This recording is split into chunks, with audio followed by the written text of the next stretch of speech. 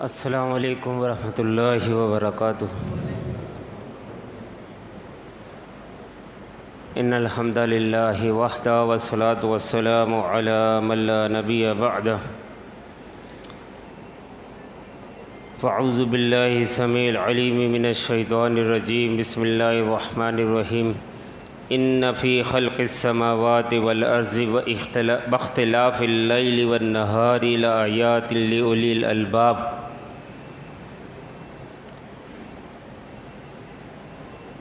مرکزی جمعیت اہل حدیث کراچی کا یہ ماہانہ اجتماع ہے، اور آپ علماء کرام کے پرجوش اور نصیحت آمیز دروس سے استفادہ کر رہے ہیں، اور چونکہ رمضان المبارک کے بعد یہ پہلا اجتماع ہے، تو علماء کرام کا اس بات پر زور نظر آ رہا ہے کہ یہ جو تقوی کی جو ہم نے محنت کی، اس کو قائم و باقی رکھا جائے۔ علماء کرام موجود ہیں، اور آپ مزید ان کے پرجوش خطابات سنیں گے۔ بالخصوص ہمارے مہمان لیا سے تشریف لائے ہوئے مولانا اکرم شہزاد صاحب، ان کا خطاب ہم یقیناً دل جمعی سے توجہ سے سننا چاہیں گے۔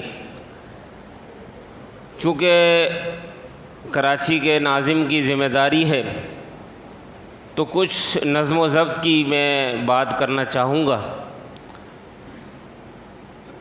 بعض چیزیں اتنی واضح اور اتنی نمایاں ہوتی ہیں کہ اس کے لیے بار بار توجہ دلانے کی ضرورت نہیں ہے۔ کائنات جو یہ ہمارے سامنے موجود ہے، اس کائنات کی جو رنگا رنگی ہے، جو یہ نظام حیات قائم اور دائم ہے، یہ زمین و آسمان ہے، یہ سورج چاند ستارے ہیں، دریا سمندر پہاڑ ندی نالے صحرا سمندر، یہ ہمارے سامنے ہیں۔ صبح ہوتی ہے، رات آتی ہے، سورج غروب ہو رہا ہے، چاند نکل رہا ہے، تارے چمک رہے ہیں۔ یہ جو کائنات ہمارے سامنے ہے، یہ اپنے اندر ایک بھرپور سبق لیے ہوئے ہے، اور ہم اس سبق سے ناآشنا رہ رہے ہیں۔ چراغ تلے اندھیرا والی بات ہے۔ یہ کائنات کی جتنی بھی شے ہے، اللہ رب العالمین نے فرمایا کہ لآیات لأولی الالباب، کہ اس میں بے شمار نشانیاں ہیں اہل دانش کے لیے، درد مند دل رکھنے والوں کے لیے، باشعور اور سنجیدہ لوگوں کے لیے بڑی نشانیاں ہیں۔ اور سب سے بڑی نشانی، سب سے بڑا سبق یہ ہے کہ کائنات کی ہر شے منظم ہے۔ کائنات کی ہر شے منظم ہے، ہر شے خوبصورت ہے، ہر شے مکمل ہے، ہر شے میں نظم و ضبط پایا جاتا ہے۔ یہ جو آپ دیکھتے ہیں پرندے آپ کی نگاہوں کے سامنے، الم یروا الی الطیر مسخرات فی جو السماء، اللہ فرماتے ہیں کہ یہ جو پرندہ جو اڑتا ہے، پھر تم دیکھتے ہو کہ یہ آسمان کی بلندی پہ جا کے ٹھہر جاتا ہے۔ مسخرات فی جو السماء، تو اس میں بھی ایک پیغام ہے، اس میں بھی ایک سبق ہے۔ یہ جو درخت نظر آ رہے ہیں، اس پر ہزاروں پتے ہیں، یہ پتے، یہ ایک ایک پتا جب اپنی شاخ اور ٹہنی سے گر رہا ہے تو اللہ رب العالمین کی ذات وحدہ لا شریک وہ ہے جو اس دنیا میں موجود لاکھوں اور کروڑوں درختوں سے ارباہ اور خرباہ پتے جو ہر لمحے پہ گر رہے ہیں، اللہ رب العالمین وہ ذات ہے جو ان کروڑوں درختوں اور شاخوں سے گرنے والے ہر پتے کی، ہر لمحے کی، ہر سیکنڈ کی حرکت سے آگاہ اور واقف ہے۔ یہ کتنا خوبصورت منظر ہے جب ہم دیکھتے ہیں کہ سمندر میں آج تو ڈاکومنٹریز موجود ہیں، جو میڈیا، یہ جو جدید میڈیا ہے یہ ہمیں دکھا رہا ہے کہ ہزارہا رنگ برنگی مچھلیاں کس طرح نظم و ضبط کے ساتھ تیر رہی ہیں۔ ہم یہ بھی جانتے ہیں کہ وہی قومیں ترقی کر رہی ہیں، وہی قومیں اپنے مقاصد کو حاصل کر رہی ہیں، اپنی منزل پر پہنچ رہی ہیں، اپنی جد و جہد سے کامیابی سے ہمکنار ہو رہی ہیں، اپنے مشن میں پایہ تکمیل تک سرخروئی حاصل کر رہی ہیں کہ جو منظم ہیں۔ وہی فوجیں، وہی جماعتیں، وہی نامور ہیں، وہی اپنے مقاصد میں کامیاب ہیں جن کے اندر ایک نظم ہے، ایک اسپرٹ ہے، ایک نظم و نسق ہے، ایک نظام ہے، ایک امیر کی اطاعت میں وہ ایک منظم طریقے سے جد و جہد میں برسر پیکار ہیں۔ اور جو لوگ بے ہنگم ہیں، ایک ہجوم کی مانند ہیں، جو صرف ایک اکثریت پر ناز کیے بیٹھے ہیں، جو ایک بے نظم اور بے ترتیب سر پر دوڑے جا رہے ہیں، انہیں کچھ حاصل نہیں ہے، کچھ حاصل نہیں ہے۔ یہ فوج آپ کے سامنے ہوتی ہے، چند لاکھ نفوس پر مشتمل ہوتی ہے اور کروڑوں لوگوں پر اس کا کنٹرول ہوتا ہے نہیں ہوتا ہے؟ آپ دیکھتے ہیں کہ چند لاکھ فوج ہے، پاکستان کی 10-12 لاکھ ہے، ایک وقت میں یہ 4-5 لاکھ تھی، 22 کروڑ عوام پر یہ حکمرانی کر لیتی ہے، نظم و نسق چلا لیتی ہے، مختلف شعبہ جات ہیں، مختلف ان کے گروپس ہیں، مختلف ان کے رینک ہیں، رجمنٹس ہیں، شعبہ جات ہیں۔ اس طریقے سے انہوں نے اپنے آپ کو آرگنائز کیا ہے، منظم کیا ہے۔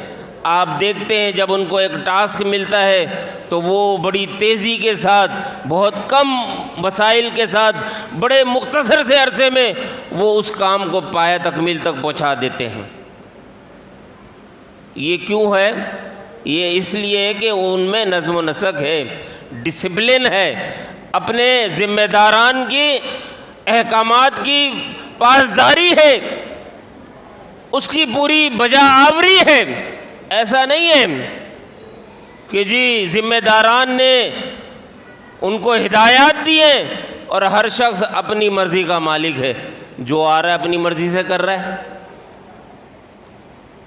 ایسا نہیں ہے۔ آپ جب کسی لائبریری میں جاتے ہیں، آپ لائبریری میں جاتے ہیں، مختلف شیلفیں دیکھتے ہیں، یہ میں مثالیں دے رہا ہوں، مختصر وقت میں بات زیادہ کرنی ہے ہمیں۔ تو یہ آپ جب لائبریری میں جاتے ہیں تو آپ کو جب ہزاروں کتابیں مختلف ریکوں میں مختلف عنوانات کے ساتھ جب آویزہ نظر آتی ہے تو آپ تھوڑی سی دیر میں اپنی مطلوبہ کتاب کو حاصل کر سکتے ہیں۔ لیکن اگر یہی کتابیں ایک چھوٹے سے کمرے کے اندر یا ایک بہت بڑے ہال میں ایک انبار بنا کے لگا دی جائیں، آپ یہ بتائیں کہ آپ سے کہا جائے کہ جی فلاں موضوع کی کتاب ذرا لے آئیں فلاں لائبریری سے، تو وہ میرا خیال ہے کہ 10 دن تک وہ ڈھونڈتا ہی رہے گا۔ یہ ہے نظم و ضبط سے بغیر وہ الماری، وہ لائبریری۔ آج بات یہ ہے کہ اللہ کے فضل و کرم سے جماعت حقہ کے پاس نظریہ بڑا سچا ہے، صاف اور ستھرا ہے۔ ابھی حافظ سلمان صاحب جو اہل حدیث یوتھ فورس کراچی کے جنرل سیکرٹری ہیں، آپ کے سامنے اپنی مسلک کی حقانیت، اس کی وحدانیت اور اس کی شفافیت اور اس کی آفاقیت پر بات کر رہے تھے، اس میں کوئی شک نہیں ہے۔ لیکن اگر آپ کو اس مسلک کو، اس دعوت کو بالادست کرنا ہے تو اس کو تنظیم اور نظم و نسق اور اتحاد و اتفاق کے زیور سے آراستہ کرنا ہوگا۔ ایک امیر کی اطاعت میں اس نظم میں پرونا ہوگا، اور یہ جو ہر شخص بھانت بھانت کی بولیاں بولنا چاہتا ہے، اپنی من پسند کی زندگی گزارنا چاہتا ہے، وہ چاہتا ہے کہ میرے طریقے سے دین کی دعوت پھیلے، یہ جو ہر ایک کی اپنی اپنی فکر ہے۔ اور ہمارا تو معاملہ یہ ہے کہ ہر مسجد کا انتظام اور وہاں کا جو ذمہ دار ہے وہ ایک اپنی ایک چودراہٹ ہے، ایک اپنی ہی دنیا وہ بسانا چاہتا ہے۔ اگر ہم کسی ادارے کو کہتے ہیں کہ بھائی جماعت کے تحت آ جاؤ، تو وہ ادارہ جماعت کے تحت آنے کو تیار نہیں۔ ہر شخص اپنی گھر ذات میں، وہ ہر شخص اپنی ذات میں انجمن بننا چاہتا ہے، گھر میں اپنے مگن ہے، شہر کی خبر نہیں، اپنی ایک ڈالی کی فکر ہے، چمن کا کوئی غم نہیں۔ اور پھر بات کیا کرتے ہیں؟ جماعت کیا کر رہی ہے؟ جماعت تو کوئی کام ہی نہیں کر رہی، جماعت کو تو بنایا نہیں آپ نے، جماعت کو تو آپ نے فوقیت دی نہیں، جماعت میں نظم و نسق کی داغ بیل آپ نے ڈلنی نہیں دی، جماعت کے اندر تنظیم سازی آپ نے پیدا نہیں ہونے دی، تو پھر جماعت کیسے کام کرے گی؟ تو یاد رکھیے علماء کرام موجود ہیں۔ میں انہی مختصر الفاظوں پر اپنی بات کو ختم کرتا ہوں، اس ایک یقین دہانی کے ساتھ کہ خدا را اپنے اطراف نظر دوڑائیے، کائنات کی ہر شے میں آپ کو ایک سبق ملے گا کہ اتحاد، اتفاق اور تنظیم کا۔